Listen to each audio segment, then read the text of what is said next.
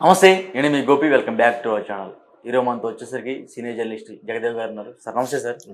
Sir, రీసెంట్గా అంబానీ వాళ్ళ కొడుకు ఎంగేజ్మెంట్ అప్పుడు చాలా మంది సెలబ్రిటీస్ వచ్చారు. సో అప్పుడు వాళ్ళకి ఏమన్నా ఒక పెద్ద టాక్ బాగా వైరల్ అయింది. సెలబ్రిటీస్ మొత్తానికి పర్ డే ఇంతని ఛార్జ్ చేస్తారు, ఇన్ని కోట్లు అని ఇస్తారని ఒక వార్త అయితే బాగా వైరల్ అయింది. నిన్న మ్యారేజ్ కూడా చాలా మంది సెలబ్రిటీస్ వచ్చారు.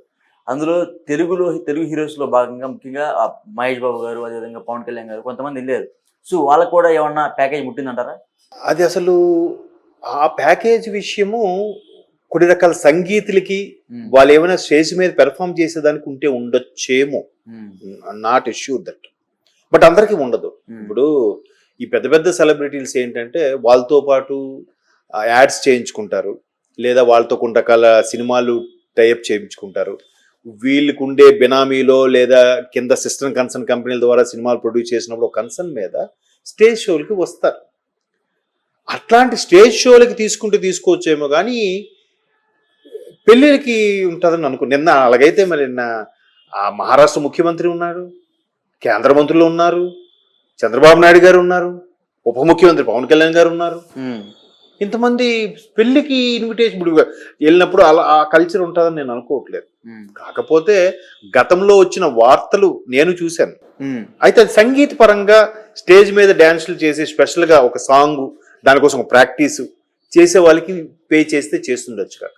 అది కూడా ఎలాగా, అంతవరకు వాళ్ళతో ఆ ప్రోగ్రామ్ ఏమి చేయలేదు అనుకోండి, వాళ్ళతో ఎటువంటి బిజినెస్ డీల్స్ లేవు అనుకోండి, అటువంటి వాళ్ళకి అట్లా మీరు పెర్ డే కాల్ షీట్ ఎంత తీసుకుంటారు అని ఇస్తే ఇచ్చుండొచ్చు. కానీ అందరికీ ఉంటుంది అనుకోండి. కొంతమందికి ఫ్యామిలీహుడ్ రిలేషన్స్ ఉంటాయి కాబట్టి వాళ్ళు మామూలుగానే వచ్చి విజిట్ చేసి వెళ్తారు. అట్లా ఉండదు. అలా అనుకుంటే లాస్ట్ టైం సంగీత్ దీనికి కూడా వెళ్ళినప్పుడు ఏదో రామ్ చరణ్ అవమానించారండి అన్నట్టు కూడా వార్తలు వచ్చాయి. మరి నిజంగా అలా వెళ్తే అవమానించి గట్రా జరిగితే రామ్ చరణ్ మళ్ళీ రెండోసారి ఎందుకు వెళ్తారు? నిన్న పవన్ కళ్యాణ్ గారు ఉన్నారు, రామ్ చరణ్ గారు ఉన్నారు, మహేష్ బాబు గారు ఉన్నారు, రానా ఉన్నారు, అవునా?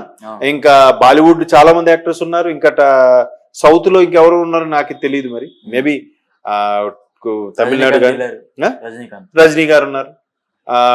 వీళ్ళందరూ ఉన్నప్పుడు వీళ్ళు అలా పే చేసి వెళ్తారని నేను అనుకో. వీళ్ళు గౌరవంగా వెళ్ళి హైర్ అఫీషియల్ ద్వారా వెళ్ళి పిలవడమో, లేదంటే వీళ్ళు ప్రధానమైన వ్యక్తులు ఎవరుంటారో వాళ్ళ ద్వారా శుభలేఖ అందించి వీళ్ళు మళ్ళీ ఫోన్లో మాట్లాడటము అట్లా చేసిండొచ్చు. కానీ అట్లా వెళ్తే పే చేస్తారనేది మరి అప్పుడు ఆ రోమర్ వచ్చిందంటే కొన్ని రకాల సంగీతులకి, స్టేజ్ షోలకి, ఇట్లా పెళ్లిళ్ళకి విజిట్ చేయడానికి జస్ట్ వల్ల ఇస్తారని నేను అనుకోవట్లేదు. అది ఉంటుందే.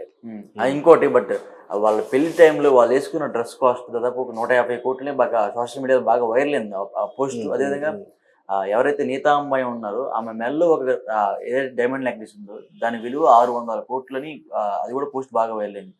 అంటే అంతంత గోల్డ్ మెల్ల వేసుకుంటే వాళ్ళకి ఎటువంటి ఇబ్బంది అనిపించేది ఆ టైంలో?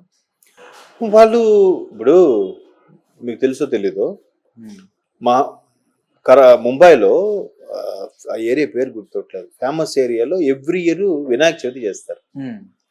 భారీ వినాయకుడు పెడతారు.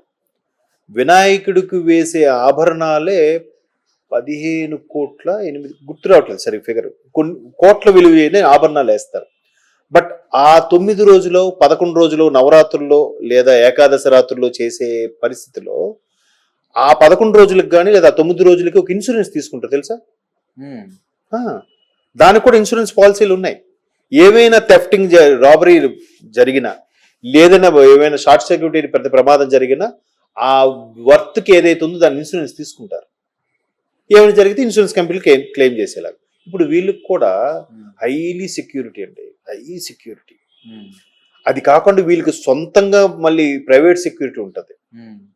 దానికి తోడు వీళ్ళు ఒక స్థాయిలో ఉన్న వాళ్ళు కాబట్టి గవర్నమెంట్ నుంచి కూడా కొన్ని రకాల పవర్స్ పెట్టుకొని ఆఫీసెస్ పెట్టుకుంటారు. మనం ఒకసారి ఏదో సినిమాలో ఒక ఆర్టికల్ తీశారు, ఏదో కాదు ధ్రువ సినిమా, మీరు అబ్జర్వ్ చేస్తే అందులో కాన్సెప్ట్ ఏంటి చెప్పండి? ప్రతి రాజకీయ నాయకుడు కానీ, సమాజంలో జరిగే ప్రతి నేర చరిత్రకు కానీ, లేదా కొన్ని రకాల విపరీత పోకట్లకు కానీ దీని వెనక ఒక బలమైన బిజినెస్ మ్యాన్ హస్తం ఉంటుందని చూసాము. ఆ ధ్రువ సినిమా చూడండి, కాన్సెప్ట్ అది చాలా బాగా డైరెక్టర్ రైటర్ ఎవరు కానీ చాలా కరెక్ట్. అది రాజకీయ నాయకులు కూడా శాసించేది బిజినెస్ మ్యాన్. ఎందుకంటే ఆయనకి ఏ రాజకీయ నాయకుడితో ఏ పార్టీతో సంబంధం లేదు. ఏ పార్టీ వచ్చినా ఏ రాజకీయ నాయకుడు ఉన్నా ఆయన పైన ఆయనకి అయిపోతూ ఉంటుంది. అటువంటి మామూలుగా బిజినెస్ మ్యాన్, ఆయన ఇండియానే శాసించే బిజినెస్ మ్యాన్ నాకు తెలిసి ముఖేష్ అంబానీ. వాళ్ళ సెక్యూరిటీ రీజన్స్ వాళ్ళకు ఉంటాయి కదా. అక్కడ వెళ్ళేది హేమీలు మహామహులు. ఒకసారి అంటే ఇలాంటి విషయాల్లో నాకు ఒక మీకులాంటి లౌటే నాకు వస్తుంటది. ఒకసారి మన తెలుగు వాళ్ళే ఒక 30 మంది ఆర్టిస్టులు, చిరంజీవి గారు లాంటి వ్యక్తులు కూడా ఉన్న, మెగాస్టార్ లాంటి వ్యక్తులు ఉన్న ఒక ఫ్లైట్ చిన్న త్రుటిలో తప్పిందంట, ప్రమాదం.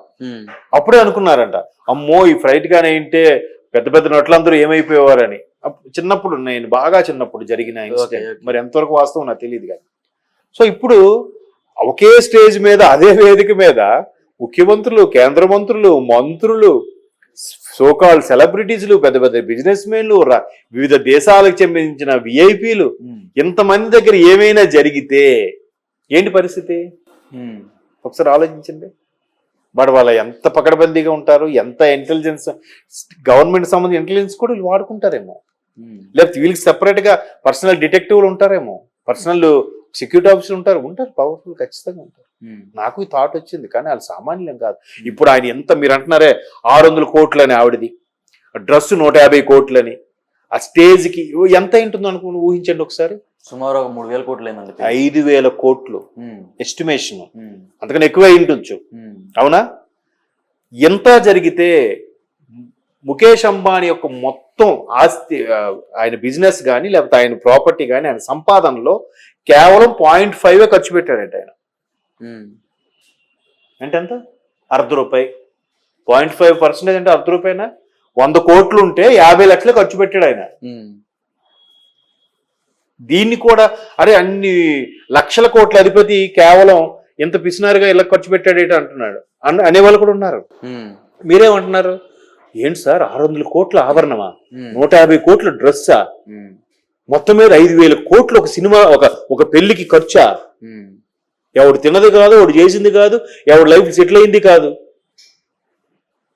బట్ ఆయన ఆదాయంలో చూస్తే కేవలం 0.5% మాత్రమే వాడాడంట.